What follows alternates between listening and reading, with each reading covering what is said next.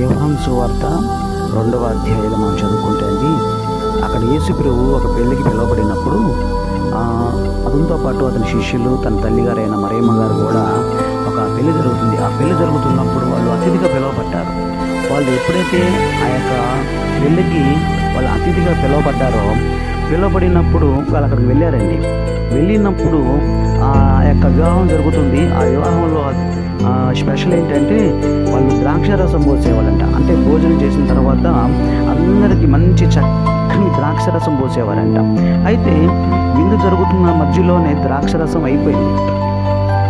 ఎప్పుడైతే ఆ ద్రాక్షరసం అయిపోయిందో చూడండి, మరియమ్మ గారు వచ్చి యేసుప్రభుతో అంటారు, అయ్యా మనం యొక్క ఈ పెళ్లికి మనం అతిథిగా పిలువబడ్డాం, మరి ఈ యొక్క పెళ్లి జరుగుతుంది, ఇక్కడ మంచి విందు జరుగుతుంది, మరి ద్రాక్షరసం అయిపోయింది అని చెప్పింది మరియమ్మ గారు.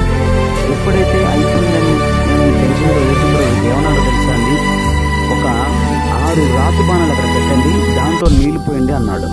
ఎప్పుడైతే నీళ్లు పోసారో నీటిని ద్రాక్షరసంగా మార్చాడు. హల్లెలూయా! నా ప్రియమైన నా సహోదరి, నా సోదరుడా, నీటిని ద్రాక్షరసంగా మార్చాడు. ఎందుకని? యేసు ప్రభుని ఆ యొక్క పెళ్లికి అతిథిగా పిలిచారు. ఈరోజు నేను అంటున్నానండి, ముఖ్య ప్రసంగికులుగా పరిశుద్ధాత్మ దేవుడు నాతో మాట్లాడుతున్నాడు. ఏమంటున్నాడంటే, నీటిని ద్రాక్షరసంగా మార్చిన నా దేవుడు ఎందుకు నీటిని ద్రాక్షరసంగా మార్చాడు అంటే, ఆయన ఆ పెళ్లివారు యేసుప్రభుని, మరియ గారిని, ఆయన శిష్యుల్ని అతిథిగా పిలిచారు. ఆ పెళ్లికి అతిథిగా పిలిచారు.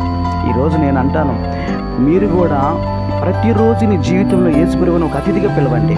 ఉదయం లేచిన దాని నుంచి సాయంత్రం మీరు నిద్రపోయిన దాకా కూడా యేసుప్రభు మీరు నా ఇంటికి, నా హృదయంలోకి, నా తలపుల్లోకి, నా ఊహల్లోకి, నా క్రియల్లోకి మీరు అతిథిగా రావాలి ప్రభువా అని మీరు అడిగినట్లయితే నీ జీవితంలో కూడా గొప్ప అద్భుతాలు చూస్తాం. నీటిని ద్రాక్షరసంగా మార్చిన నా దేవుడికి నీ జీవితంలో ఒక పెద్ద విశేషం కాదండి. నీ జీవితాన్ని మార్చడానికి, నీ పరిస్థితులను మార్చడానికి ఆ దేవుడికి ఇది ఒక పెద్ద ప్రాబ్లం కాదండి. అందుకనే నా ప్రియమైన దేవుని పిల్లారా, నీ జీవితము ఆశీర్వాదకరంగా మారాలి అంటే ప్రతిరోజు యేసు ప్రభువుని అతిథిగా పిలువు. హల్లెలూయా!